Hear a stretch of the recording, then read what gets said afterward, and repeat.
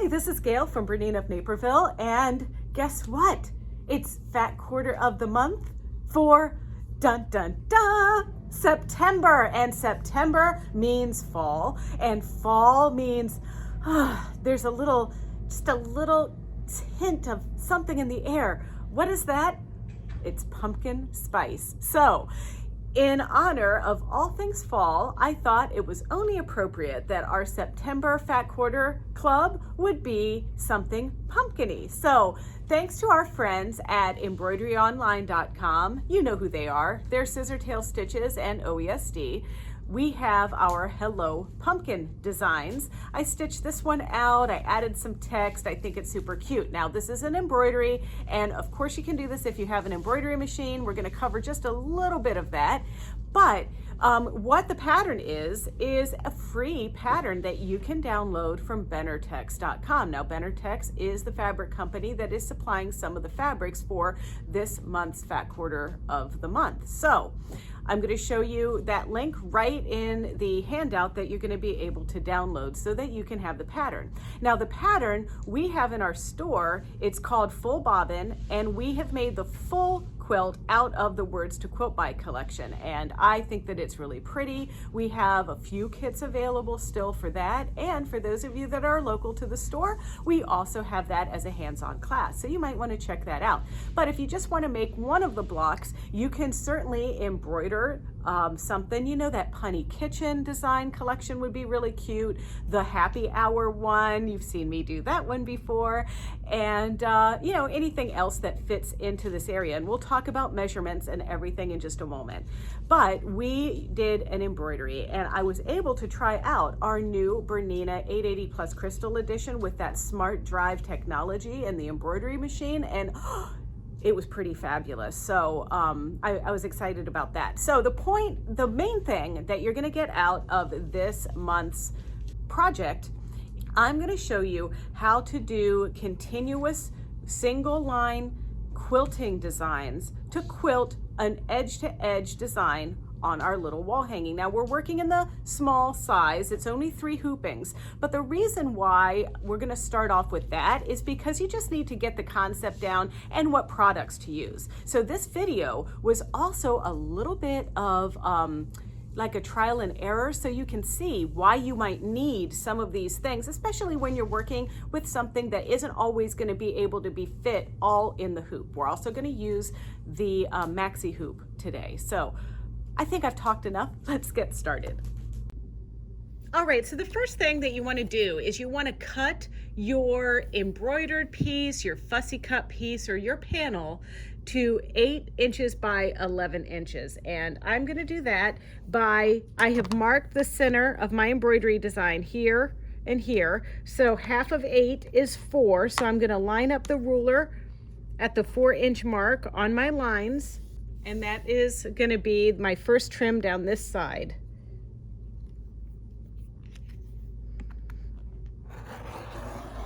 Then, of course, I'm going to turn it around like this. And I can either now measure 8 inches or do my 4 inches. So now half of 11 is 5.5. So half of 11 is 5.5. So now I take my 5.5 mark, and I'm going to do the same thing on the other side. Now you can see that this background is a different color than the one that you saw in my sample, and don't worry about that. You can pick these fat quarters. You can decide however you want. It doesn't have to be the light color one if you don't like that. I actually just thought the light green, the embroidery set on it a little bit easier. But, you know, we make several of these when we do the videos so that we make sure that, you know, you understand what we're trying to show you. All right, so there is our center piece. So now another thing that I want to do is these are 1.25 inches cut, and I want to frame our design a little bit. So it's going to look similar to this. just to add a little something extra to it.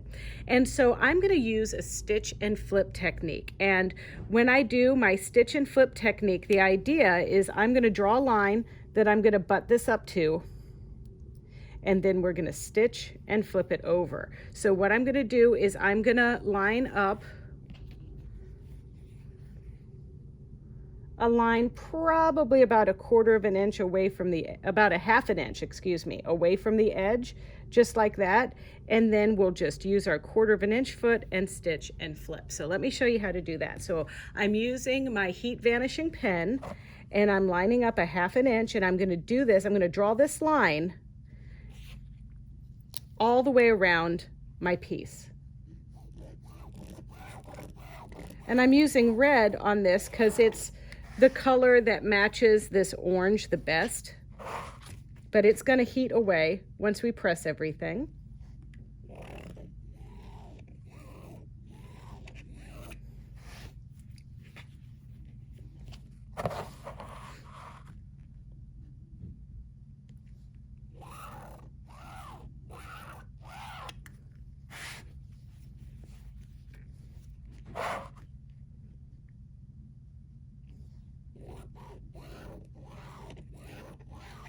Okay, there we go. So I'm going to do this on one end and the other end, and then do the sides, or do the sides and then do the end. It doesn't really matter, but here's what we're going to do.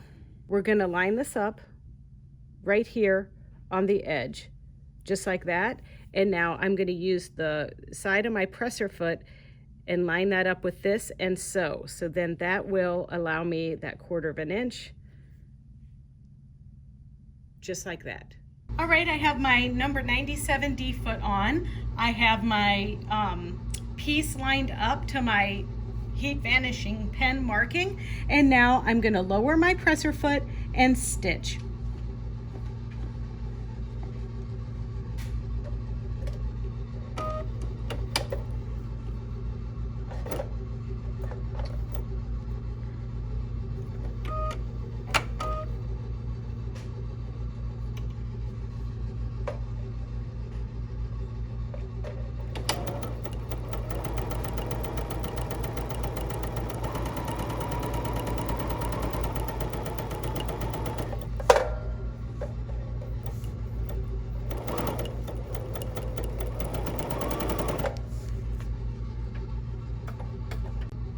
And then that just allows me to frame that out. So now I'm going to stitch. I've stitched, now I flip and press, and I'm going to do that to both sides. And then it might be necessary for me to trim that right on my 8 by 11 inch piece.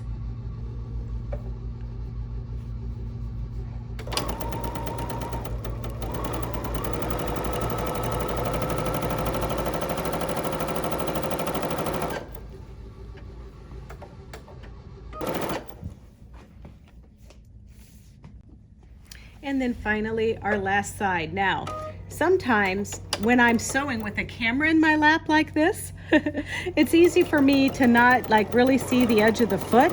So you might have asked, well, Gayle, why did you cut 1 1/4 rather than just 1 inch to make it perfect?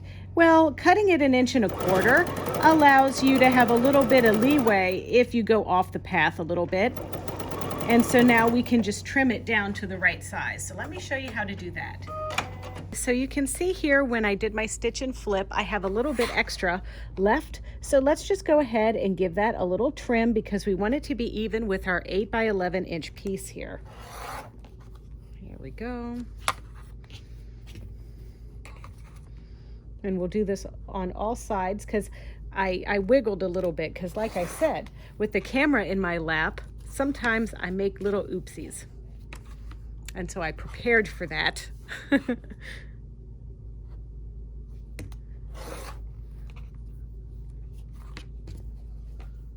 Okay.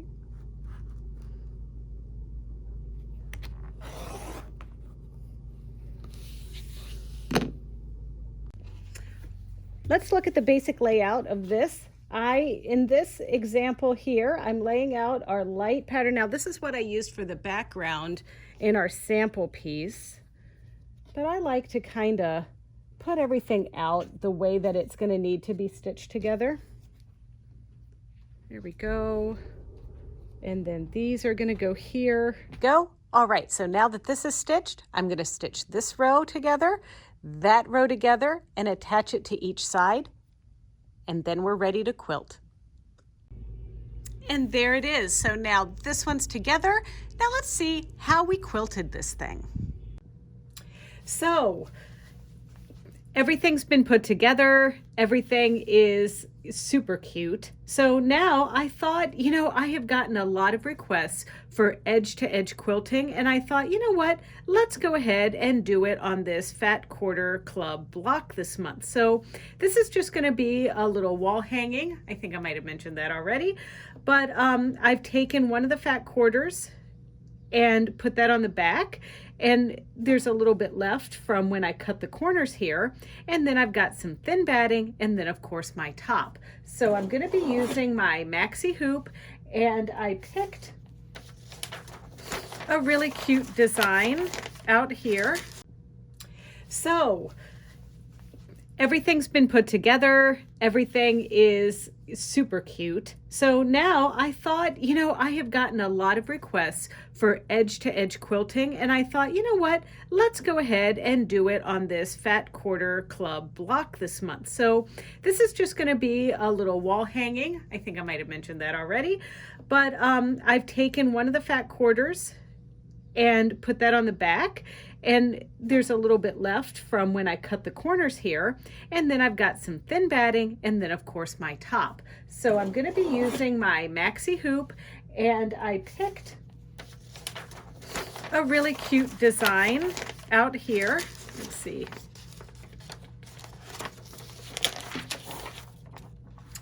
And this is from Amanda Murphy. She has a collection of volumes of designs available at embroideryonline.com, and this one is a holiday or a seasonal one, and pumpkins to quilt the pumpkin latte I thought was perfect. Now I printed this just to kind of see what the size is going to look like on my piece, but I've actually prepped a product that you're going to love. So let me show you this because it is life-changing. In the past, you might have seen me use things like this, and then I rough cut it, and then I kind of spray it, or I tape it to my placement template. But this time, I found a new product, and this is template sheets. So these are template sheets from OESD, and they're 8.5 by 11, just like your printer paper. And what they are they are peel and stick templates that you can put directly on your material. And then when you don't need them, you can peel them away, put them back on the sheet, and reuse them. I think this is genius. Now, I don't need to use these quite yet, but I'm really excited to give these a try. This is going to stitch first right here.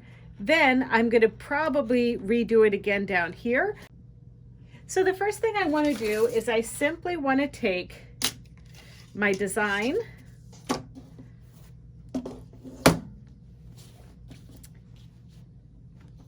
my work here, and I just want to hoop this up just in my hoop. Now, I know it doesn't fit completely in here, but this is going to be fine for my edge-to-edge quilting design that I'm going to do.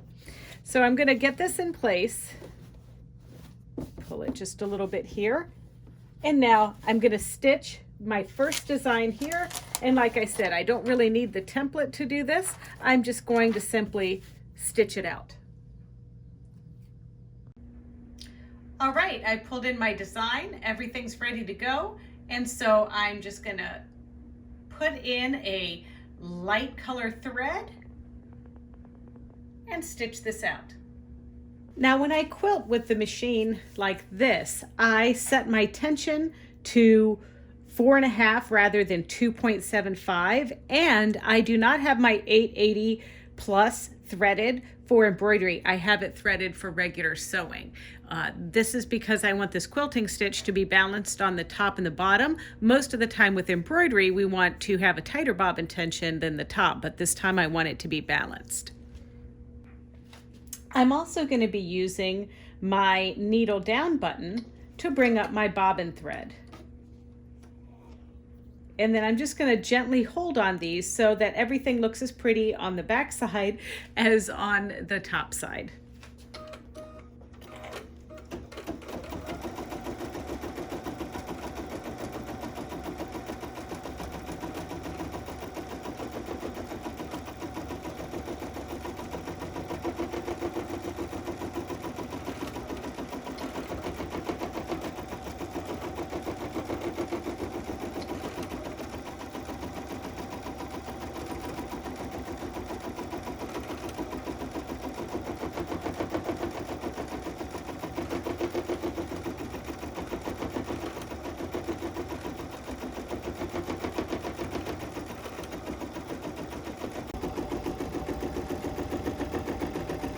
Now over here, probably I should have used a cup foot, like the adjustable 74 foot, or I could have also used my number 44. But yeah, just be careful if you're gonna quilt off the edges like this.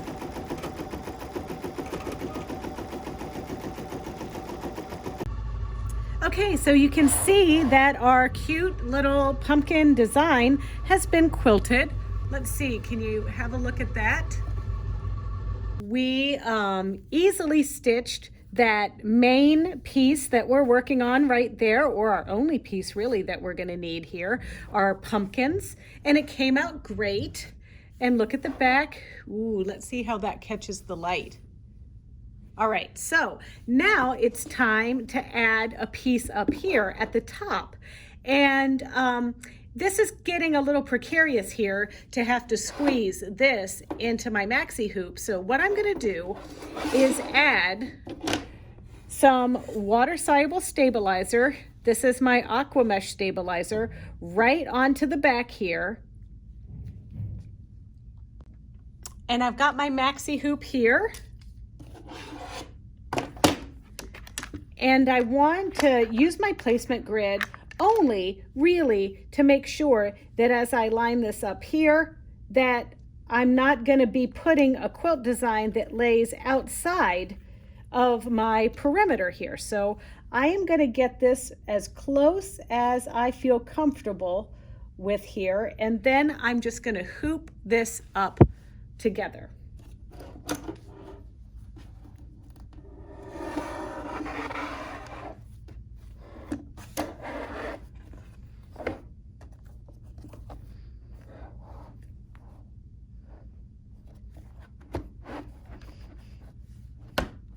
Okay, all together now. Now, another piece is, I told you about that life-changing template that I created. So what I'm gonna do is I'm gonna peel this off carefully, then I'm gonna match up my pieces here, and then I'm gonna trim close to the edge because I still wanna see exactly where I'm putting this.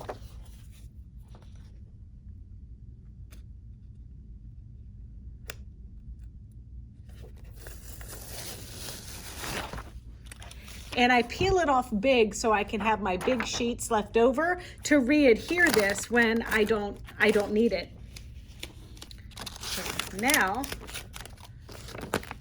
I'm gonna trim. Easier said than done, she says. I'm gonna trim this close to my design.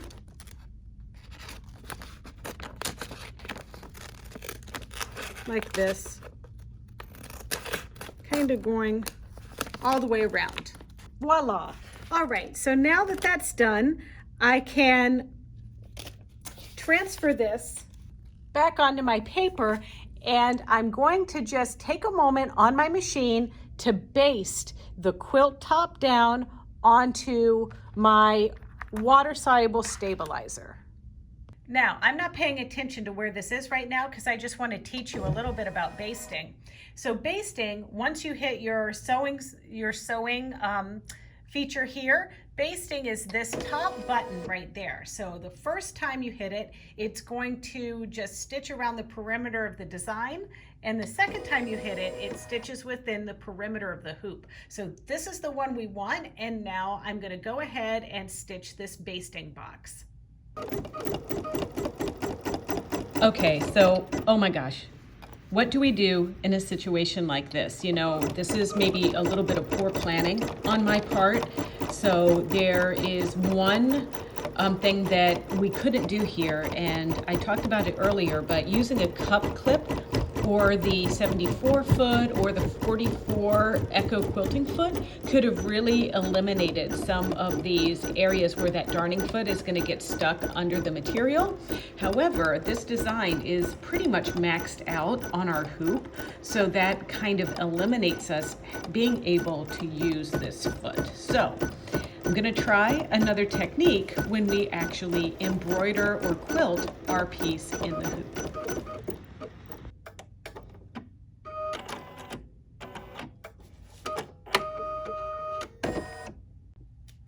Now, another one of my go-to items is Washaway tape. And I'm going to use that to tape these little corners that weren't able to get basted down in the hoop.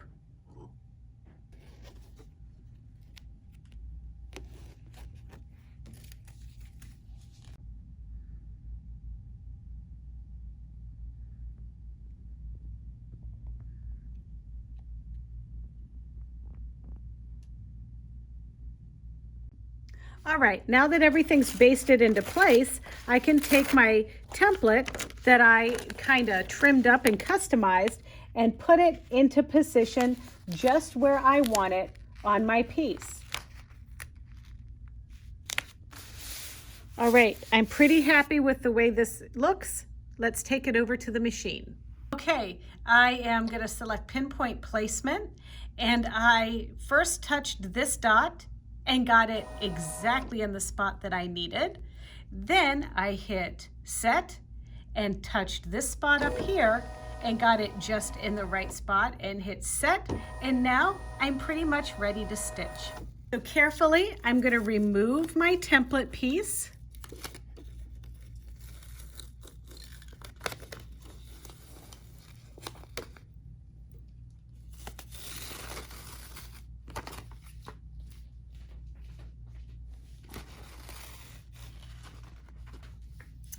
And easy does it wins the race. So now I'm just going to carefully pull up my bobbin thread. And I skipped the basting function this time. So I'm going to put my needle down and pull up my bobbin thread. There we go.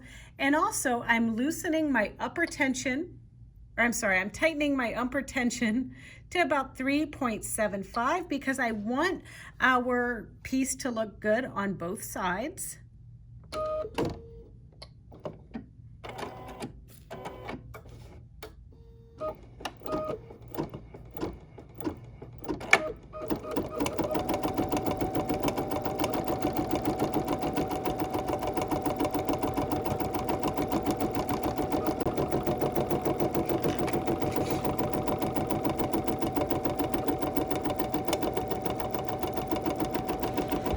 All right, as we stitch along here, I just want to give you, I have a little trepidation about my aqua mesh tape or my water soluble expert tape because it's not that sticky, and it was a little precarious. Like I really had to keep my eye on this. So while this was stitching out, I had another idea, and this the way that I stitch this final one is really how you should be doing your whole piece, particularly once you get to the areas where you are kind of going off the edge of the design. Now, the first one that we embroidered, that middle section, it went off without incident. But the ones that are on the edge, where we have a little bit of our quilt hanging off the edge there, that's where we want to be a little bit more careful. And yes, I know that there are some of you out there that would say, well, Gayle, maybe you could have just basted your quilt down before you did your embroidery. That would have worked too, but it still could have gotten caught under the darning foot. So I think a combination of maybe pre-basting and also using our stitch to O, that's what we're gonna try next. And it worked just perfectly. All right, as you might have noticed, I was heading into some precarious situations over here. So once again, I cannot change my foot to our Echo quilting foot because of the size of the design that I've already committed to. So that is why toppers are made. And I am talking about A heat away topper. I'm gonna hoop this up with my aqua mesh,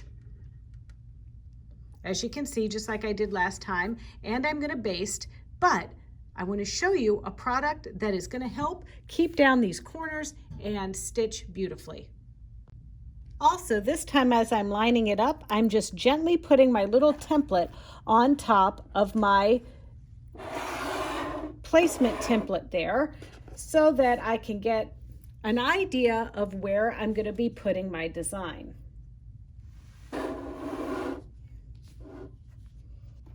Okay, I'm pretty happy with that. Let's plop her on in here. There we go.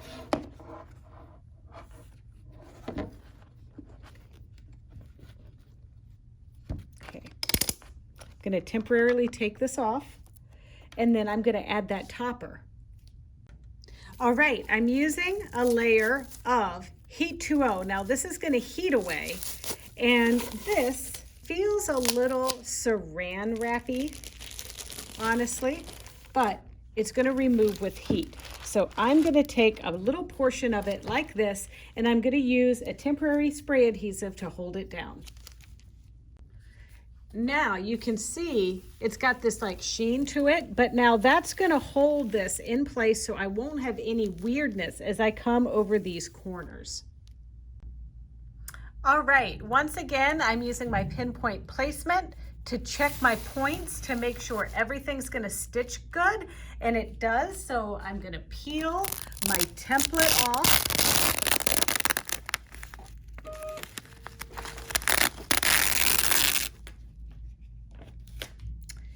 And I'm ready to stitch.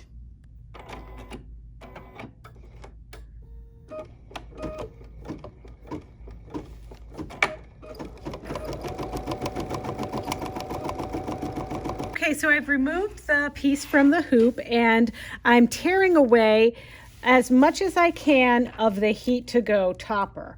And you know, this is just so I don't have so much to iron off. So I'm just, you know, relaxing here, picking away.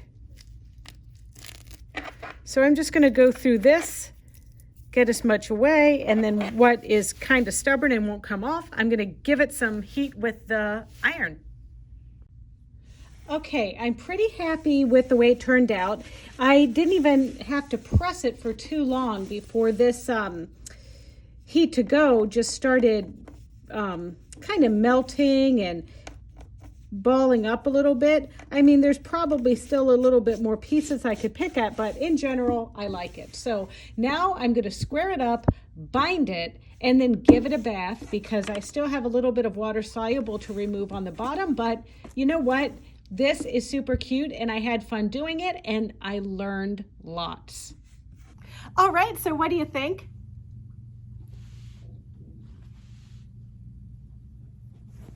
Here's our up close of the back. Now you might be asking, why does it look a little crunchy? Well, that's because when I dissolved that aqua mesh stabilizer, it got wet, and then I just threw it in the dryer because To be honest with you, I really like the wrinkly look of a quilt, and I think on a larger quilt that would be really comfy and cozy underneath as I sip my pumpkin spice latte. However,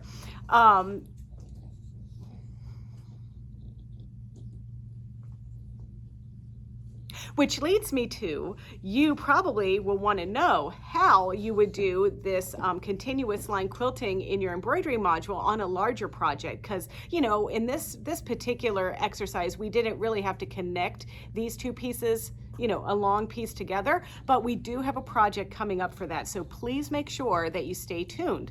And how do you do that? Well, you're going to go to youtube.com/Bernina of Naperville, and there you can like, comment, and subscribe. That way you'll get an alert if you ring the little bell, and you'll know when we upload any new video or tutorial. So don't forget to do that. But in the meantime, you know, make this cute little guy, make it however you want. Get subscribed to our Fat Quarter Club at BERNINAofNaperville.com, and just make something beautiful. And happy fall, everybody.